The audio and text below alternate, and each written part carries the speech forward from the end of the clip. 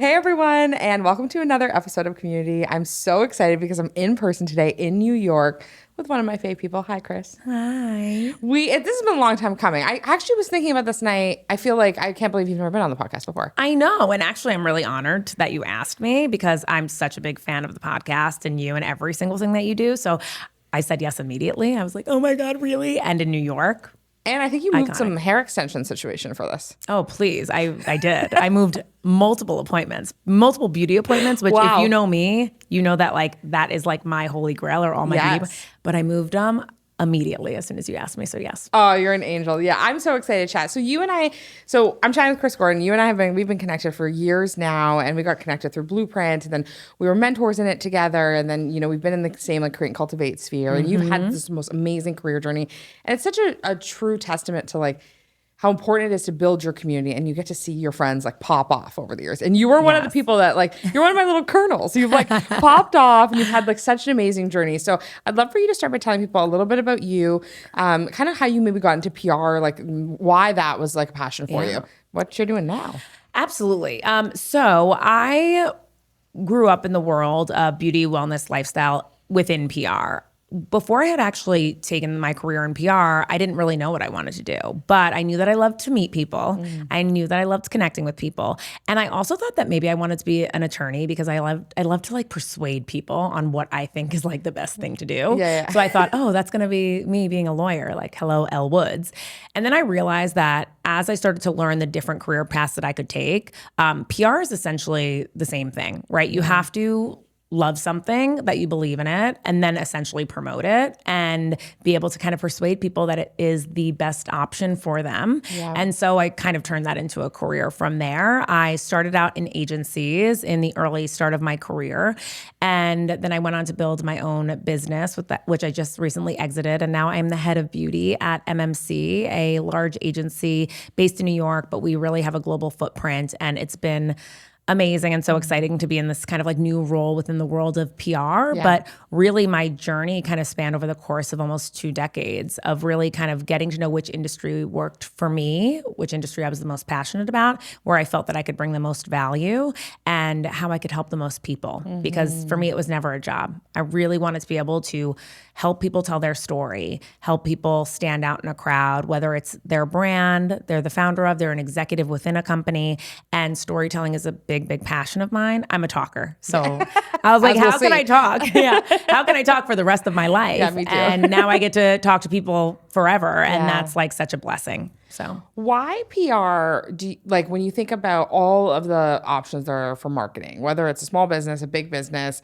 a beauty brand, whatever, why do you think PR is so important as opposed to something like influencer marketing or other things? It's such a great question because I think so many people are sitting there as they either start a business or if they go into a business and they're ultimately in a startup or even a larger scale business and they're looking at budgets and they're kind of considering, what are we putting our budget into? What are we putting our time into? What are we putting our effort into? How are we hiring? And PR is always that line item that is a little bit more obscure or a little bit more elusive. People that don't understand the world of PR aren't really sure how it's going to help them. Now, and not just because I'm biased, know that PR is one of the most, if not the most important thing for your brand because it creates longevity and lasting power. It is quite literally building the relationship that you have with the public. Right. So PR is kind of the top. It's really the comms umbrella around your brand. It's how you show up in the world. It's how you talk to your consumer. It's how you talk to retailers. It's how you show up in the media. It's how you talk to influencers. It's how you build a community. That is all woven through the PR lens because when you work with a PR agency, we're auditing everything. Your tone of voice, your messaging, what's your mission? We're saying yes to and no to things based on that mission that you have as a brand. Yeah. So really, it's the lens of which you will step into the world and essentially grow your brand from there. So it just gives you a really clear path on how to achieve the goals you have as a brand and also a clear path to visibility. Yeah. How are you getting the brand out there? And if you're saying yes to an opportunity, is it the right opportunity for you? And if so, how are you going forward with that opportunity in a way that makes sense for your brand, right? So it's really the ethos of the brand. What do you, when someone says PR, as a concept, we all know what PR stands for, but what is considered PR? All right. So it is a few things. PR has a few different levers. Oftentimes people think that it's just media. Okay. So I would say that that's the most common misconception, is that PR is just all about getting in the media, whether that's like a press interview, getting your product featured on a roundup, those types of media opportunities. The local news, what maybe you're being interviewed on broadcast, maybe you're even on a podcast, right? So these are quote unquote media opportunities. Right. That's just one lever of PR. PR is any type of visibility opportunity or any type of moment where you get to tell your brand story in front of an audience in some type of way. So nowadays, PR spans across your social media presence, podcast interviews, media, perhaps some crisis management. If the brand faces some type of difficulty and they need to have training on navigating, whether it's like a claim about their product that was seen negatively, PR really comes in and helps from a crisis comms perspective. And really, it's that storytelling and visibility. So if you have an executive that's going to go and do a book tour or speak on stage, PR also would cover that umbrella.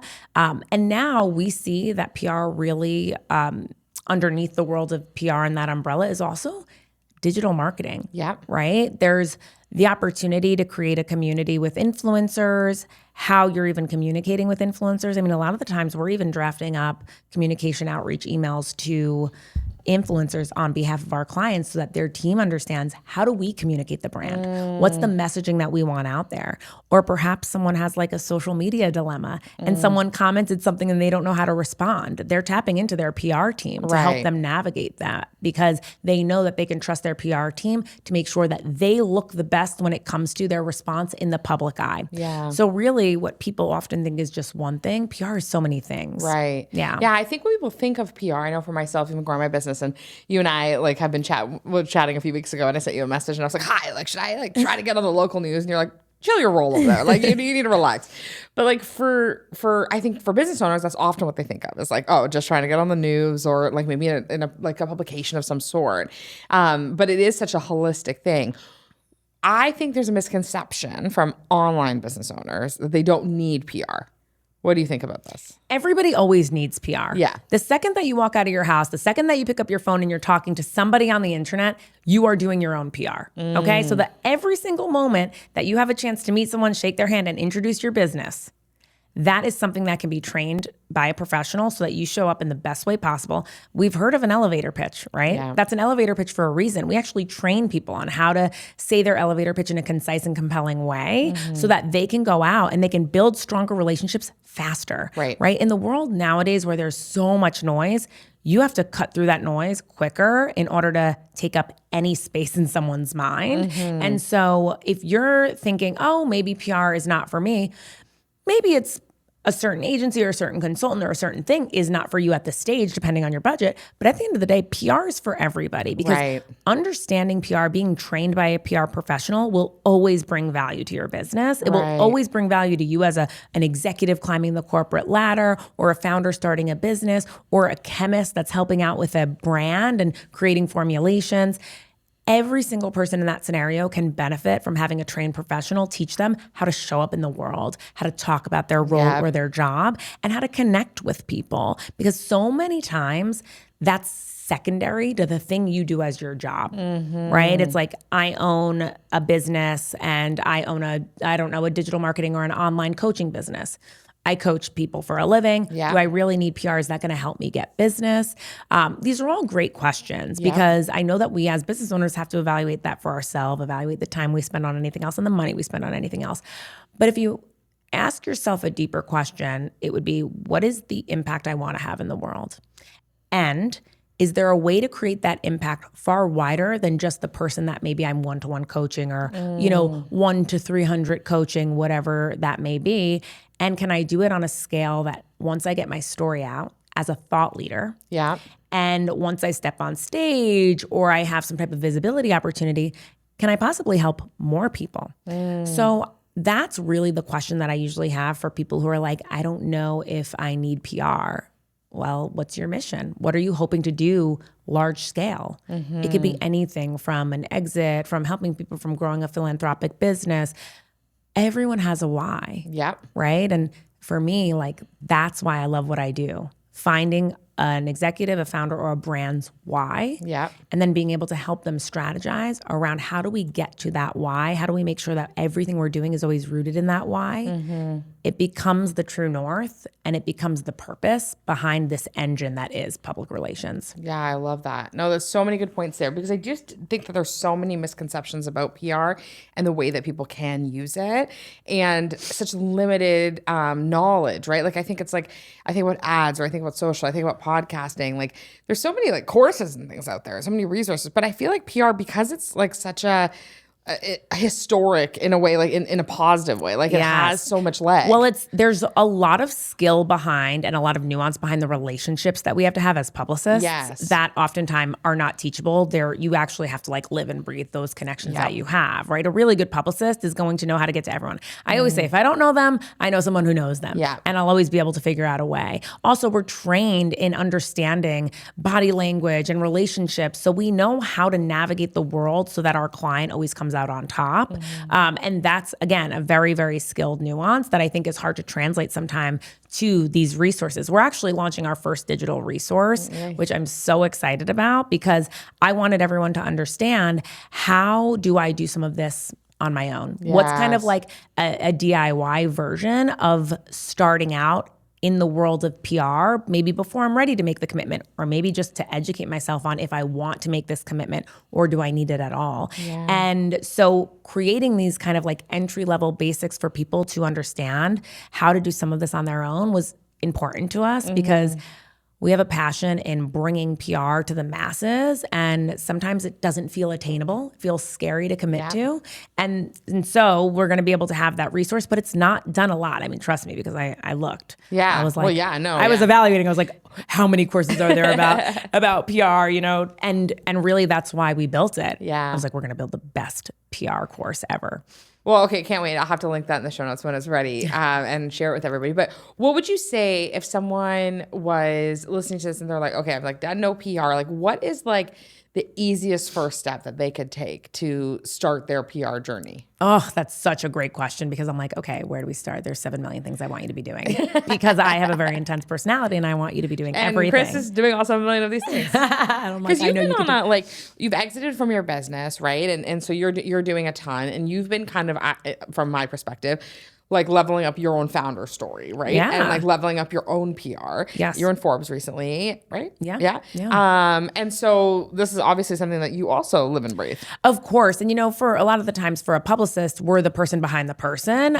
So it actually doesn't come as naturally for me to do it or have a team that's doing it for me. Yeah. I'm like, oh no, let's just, instead we can do this, or I could be working on 7 million other things. But I have to practice what I preach. It's really important. We're starting a new practice at MMC. We've started MMC Beauty, and it's brand new. And we've had our, kind of our roots in beauty, but to be able to elevate that to its own practice, I was like, we need visibility, right? And we all kind of agreed, like, this practice needs a lot of visibility. It needs a movement, a moment for everyone to see, like, what's under the hood and how exciting the things that we can do for these clients are. And so I was like, all right, it's time. I'll go out and I'll speak about what we're doing. The CEO has been really great at kind of coming with me on certain interviews because together we're really talking about the ethos of why we are building what we're building now. And that's what I would say is kind of the first step. Figure out the why. Okay, so I don't want to throw out a million different things because I can tell you like, okay, reach out to your local reporter. Okay, do this. Start with the press release. Yeah. Start with why. Why am I building this business? Or why am I at this company? What is my role? And what is my ultimate goal? That will turn into kind of your mission. Yeah. Okay, once you have your mission statement, that mission will become the lens on how you navigate the world because you're about to get a lot of opportunities to do different things, a lot of events that you're going to be invited to and evaluating if you should go or if you should spend money or if you should put your product in those gift bags. Yeah. And if you have that mission, you can look at it and evaluate and say, does this essentially align with my mission? If so, do I have the budget? If I don't, is it something worth taking out a business line of credit, pushing myself to do, getting investors to do, because it is so in line with my mission. How far are you willing to go? Now you're kind of evaluating your brand from the lens that us publicists evaluate opportunities. So at the end of the day, that's the first step. And from there, opportunities start to open. But the second thing after your mission is just get comfortable speaking about yourself and the business. Yes. It's an underrated skill because people are like, I'm going to go out and get PR. I am going to get a PR agency. And then they're not actually prepared to speak to editors, to speak on camera, to get on podcasts, and they're not telling their story in a succinct way. So they're not bringing as much value as they could if they were properly prepared for those moments, right? So get comfortable on camera. And I'm not just saying like a camera as if you were on broadcast, your own camera. I always tell people, I'm like, pick up your phone, look at yourself and press record. And 3 times in a row, introduce yourself and your business, right? And then watch those videos back. Yeah. And like, don't just critique the fact that like one of your eyes looked a little smaller or your hair was this way. Like all the things that like I think we like want to naturally critique. No, understand, how did you speak about who you are? Yeah. Did you do it in a succinct manner? Was it interesting? Yeah. That's like the hardest question that people have to ask themselves, because I don't think people are always honest with themselves. Yeah. Is it interesting? In a world of millions and millions of people and everybody on social media and everyone fighting for attention, is what you're saying in those videos interesting to anybody? Yeah. Or is it like crickets? Ask some friends and family to watch it. And then look out for something that was consistent in all 3 of the times that you recorded yourself in that video. That's usually the thing that you're really passionate about.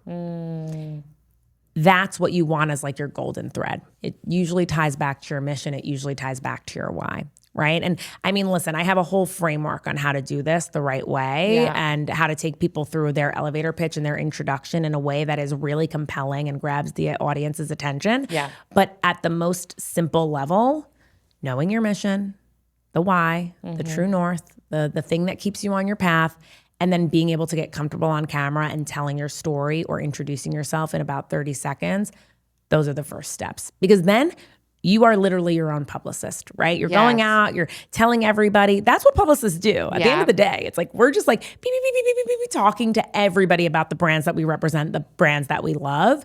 So if you can go out and you can do some of that legwork, you're going to get comfortable. And then by the time you're ready to hire PR, you're also going to see the value of it. Yes, totally. It's so interesting because I think like from a woman perspective, it's very hard for us to talk about what we do. I think you and I just both like alluded to this in a way, meeting a few years ago. I think both of our brands have definitely grown. But we both help people build brands. Like I do it on the social podcasting side, you do it, through PR.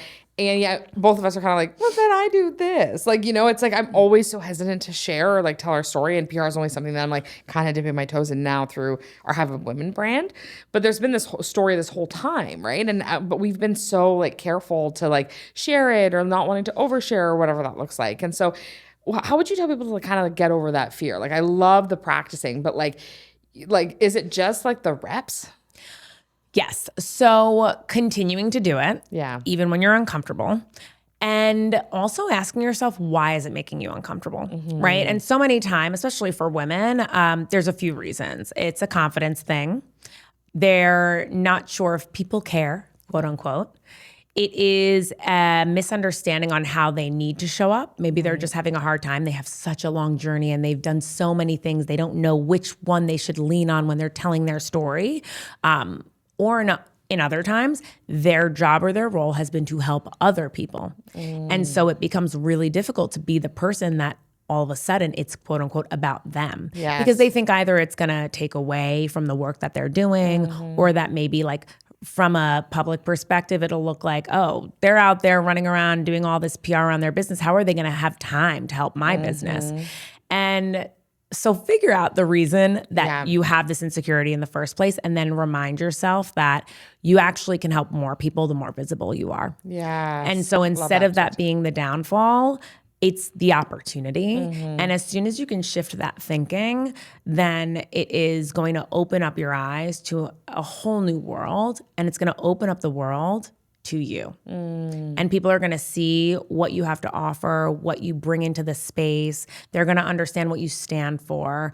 And there's going to be all these other opportunities for your business to grow because you've simply turned off the noise in your mind and you've allowed yourself to step in front of the camera instead of only ever being behind it. Yeah. And so I really encourage people to work up that muscle of getting comfortable in that space and getting comfortable talking to people, getting comfortable talking to the camera over and over and over and over again. It will get easier, I promise. I've media trained hundreds. I mean, from celebrities to, executives to founders to kids. I mean, like I have literally media trained so many people, and there's always very similar things that we're working on, and a lot of it starts with that confidence. Well, I was actually going to bring up your media training because I think it's an interesting thing having, I've been podcasting for 3.5 years. I've, 60 podcast clients. So we see that all.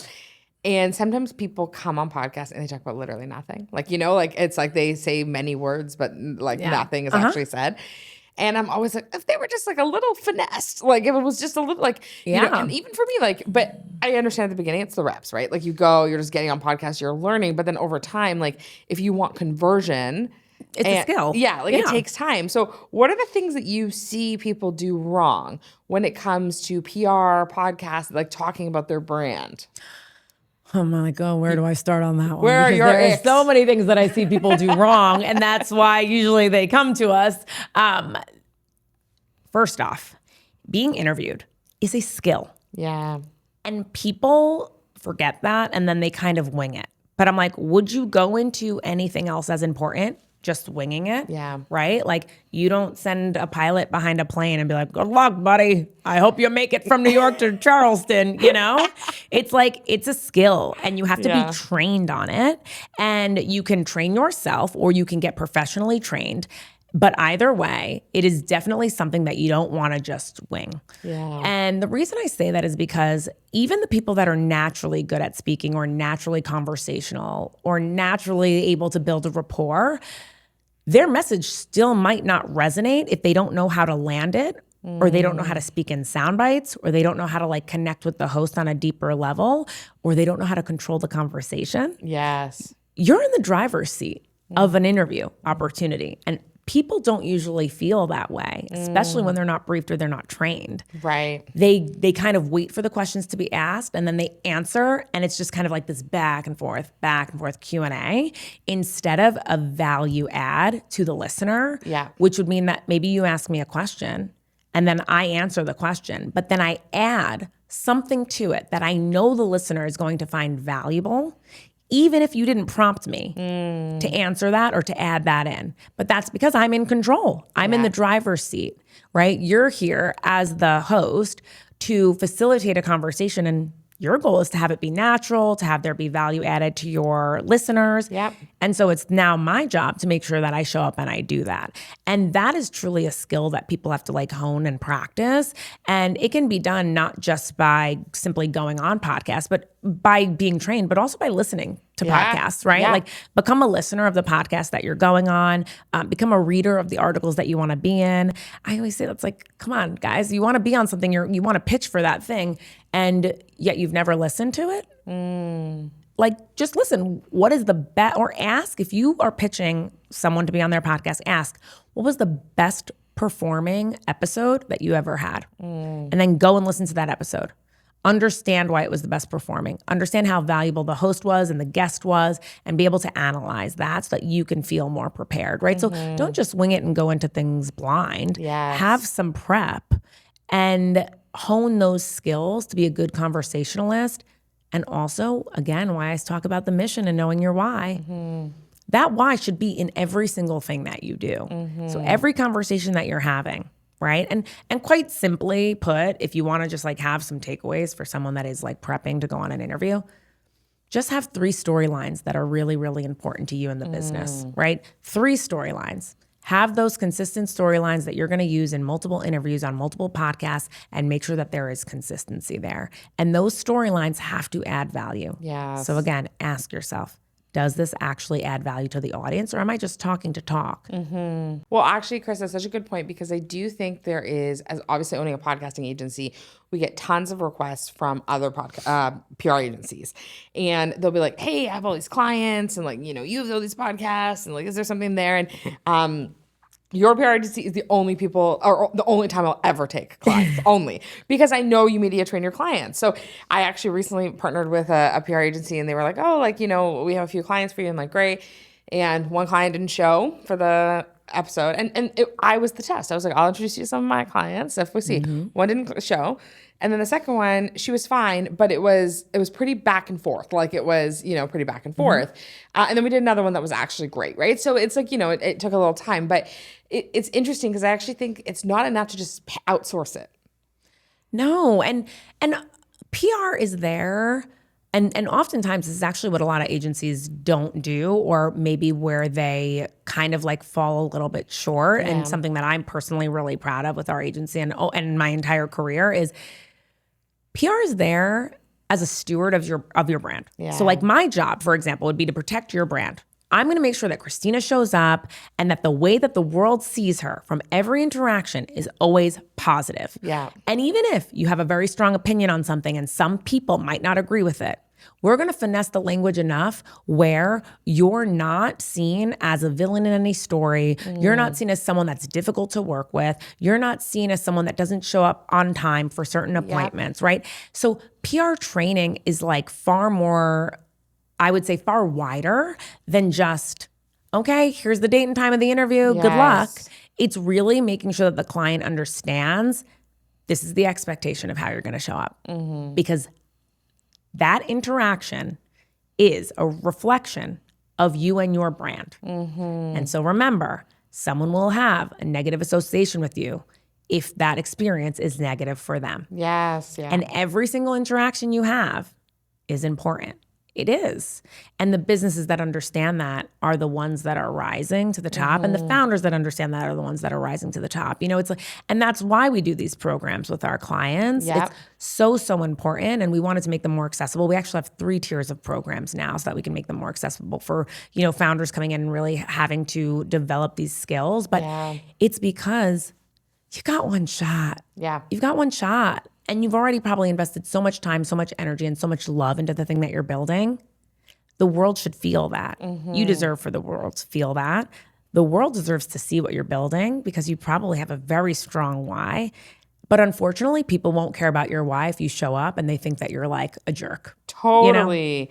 Well, how much do you think that actually plays into it? Like thinking about, just because something I'm noticing a lot on social and with PR, as I've been growing, like, my brand and like clients' brands, is that there is an element of the founder story, I think, is becoming like the top, right? Before, I think people could get away with being a little faceless. Now it's like they're after the founders.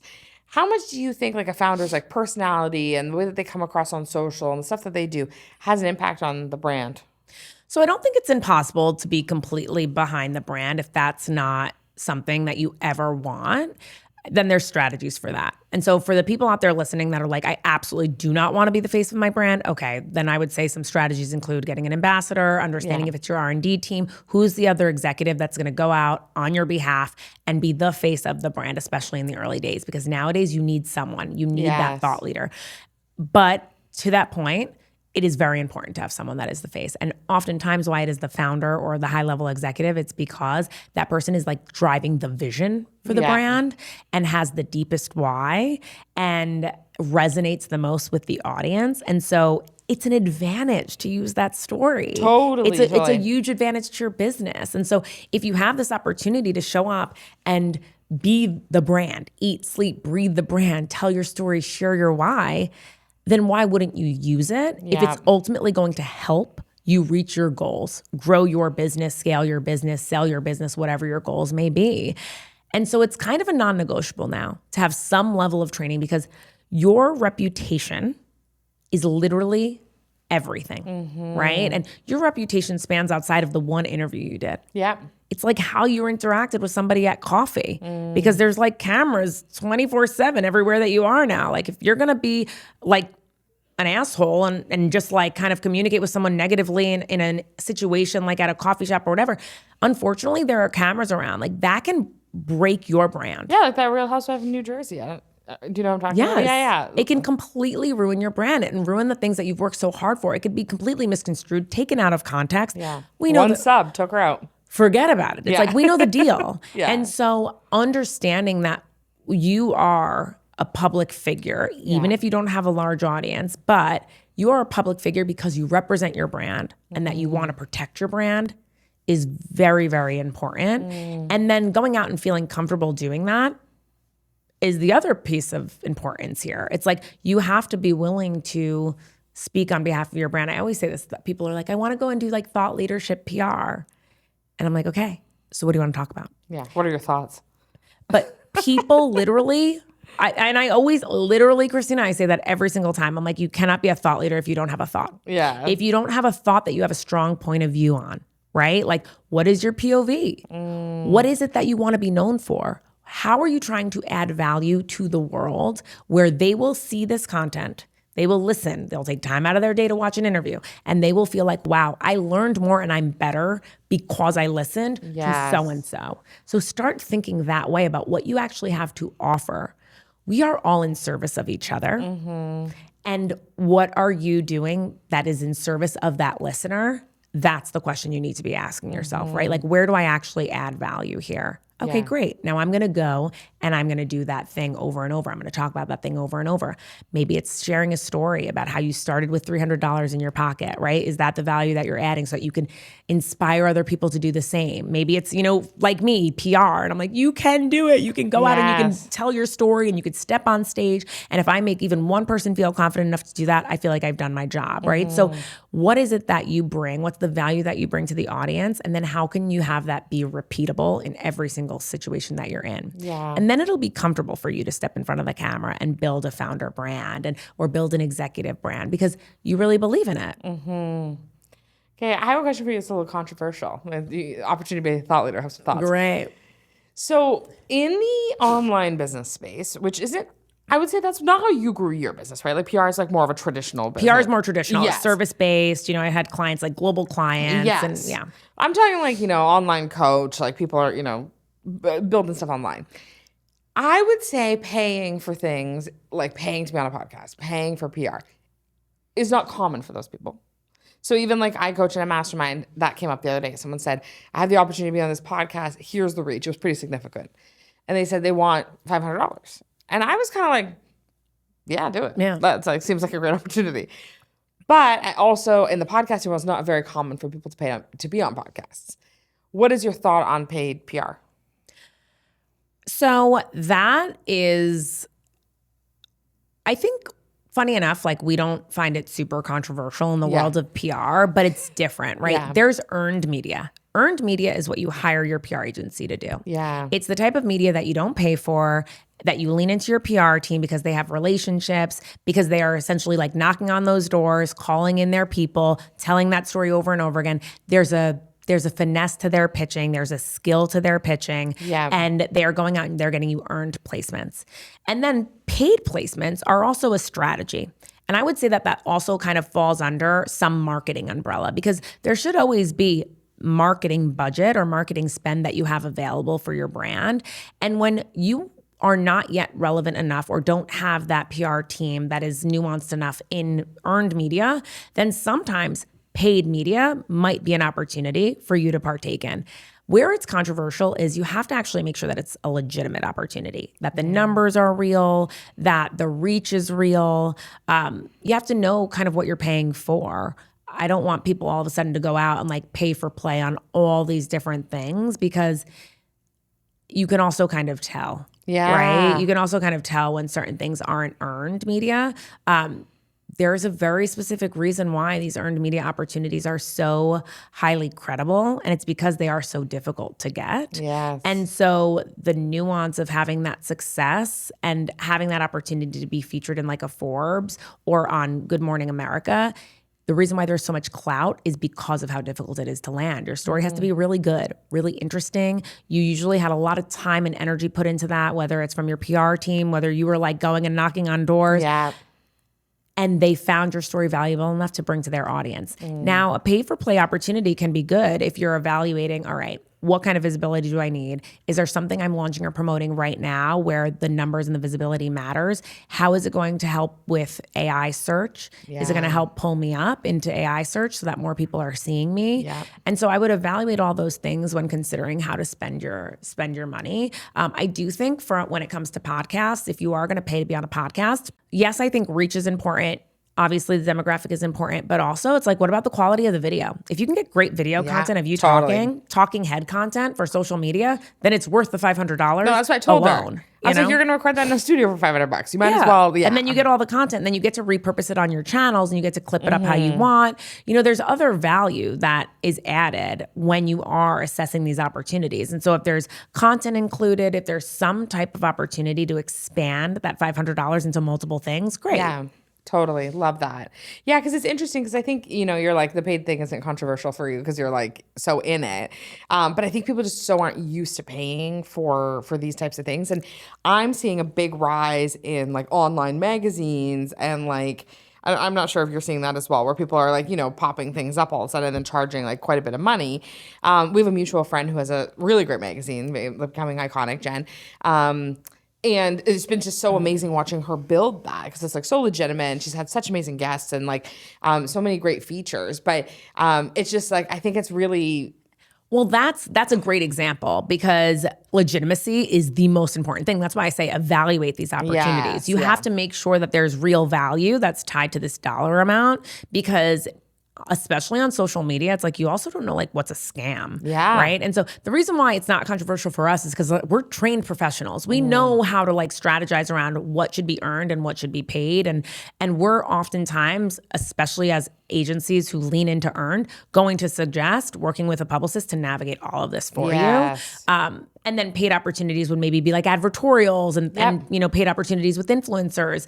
But there are a lot of digital publications coming into play, and there's a lot of great business owners that are, starting these publications and getting a lot of eyeballs on it. It's not much different than paying an influencer to have your product featured on their social media platform.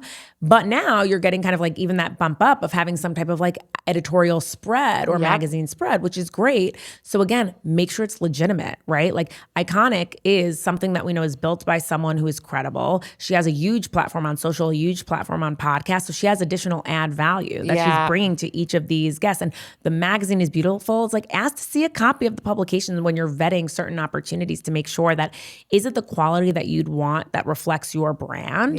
And is it going to be something that you feel good about in your investment? Because at the end of the day, those things really matter.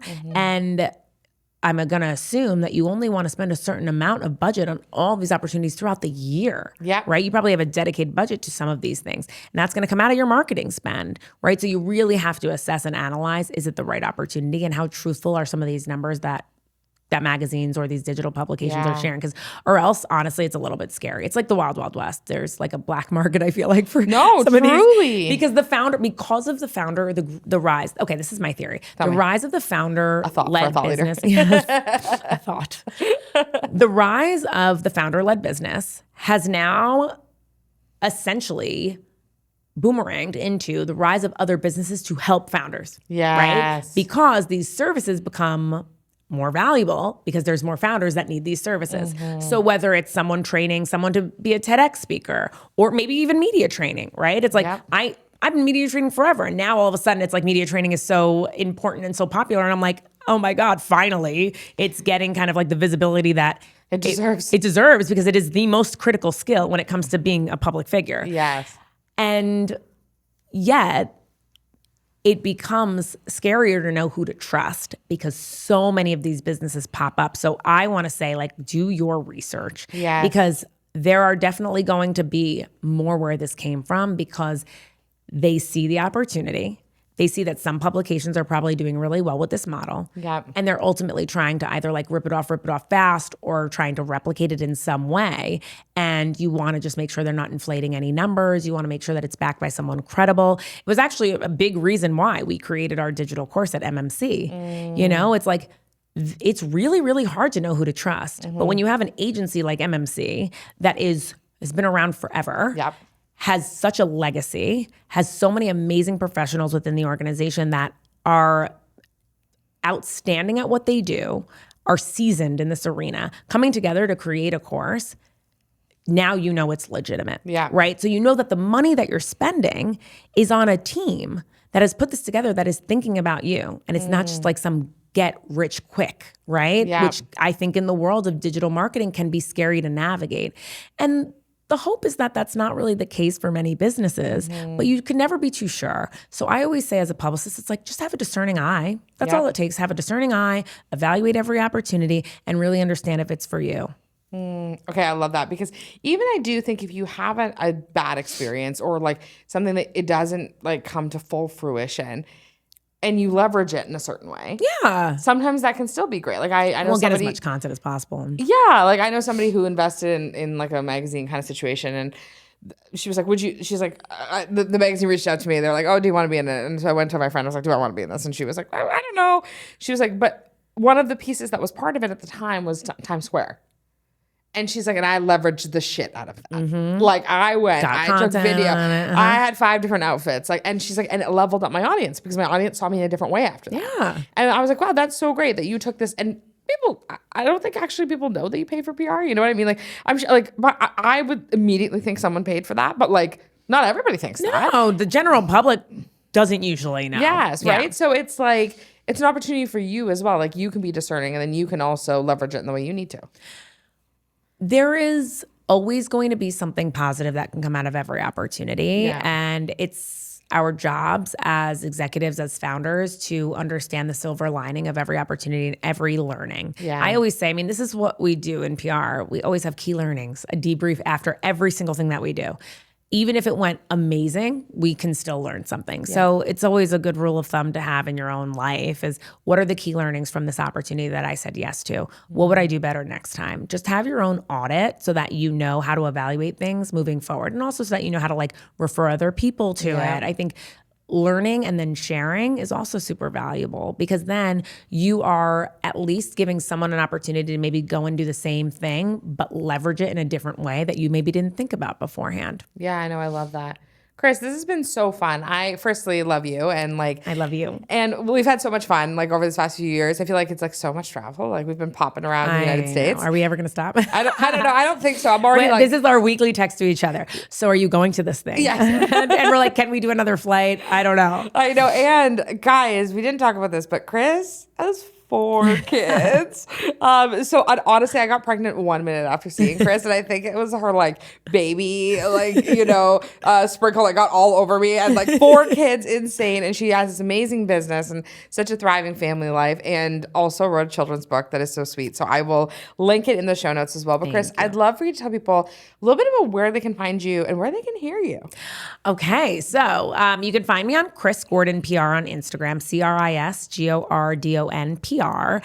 And then we also launched our podcast, so exciting, called Brandedly Speaking. And you can listen on Apple, on Spotify, and you can follow us on Instagram at Brandedly_speaking. I'm really, really excited about that, because we're going to be sharing interviews every single week with people, whether they're executives, whether they're founders, whether they're people within our organization at MMC, to share tips on how you can build your brand in a bigger, better way and step into these visibility opportunities. And we're going to be learning from some of the best in the business on how to do that. So it's been really fun. We've had some amazing guests so far. And I'm a very candid person. So I was like, this needs to be candid conversations around what it actually takes to build a brand today. And so that's what you'll get. Oh my God, I love it. Yeah, if you guys are going to have to listen to it, because anything Cris talks about is juicy. It's good stuff. I will link all that in the show notes. Cris, this has been so fun. Thank you so much for being here. Thank you for having me. And go give Cris a follow. Go listen to her podcast and keep on building your community. So fun.